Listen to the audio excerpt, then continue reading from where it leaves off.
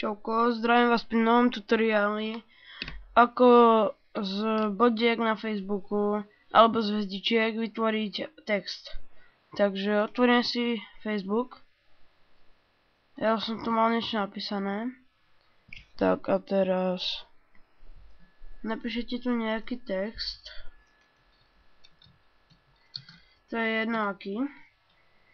Kliknite ako väčšina tých, čo točia, ako to spraviť, ukazujú, že máme si dať prihlásiť, ale to vôbec nie je potrebné, lebo väčšinou to takto ukáže, keď niekto ostane prihlásený. Takže pravým kliknete na tú kolónku, alebo niekde do priestoru, najlepšie na kolónku. No, dajte preskúmať prvok.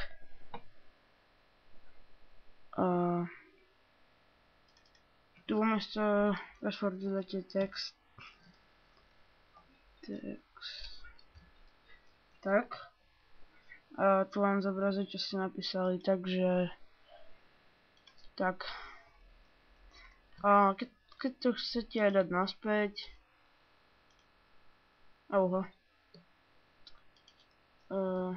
keď to chcete dať naspäť, tak zase dáte ten preskúmať prvok,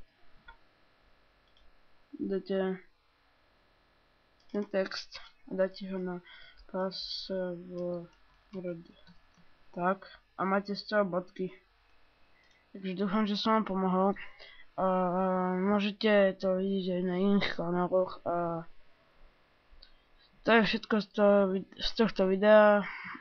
Už to robím po druhýkrát, môžete si všimnúť, akože vymením toto video za tamto, čo bolo, lebo tam som veľmi potichu hovoril, takže menší failik, hej. Dúfam, že sa vám video páčilo, môžete dať like, odber. Čaute.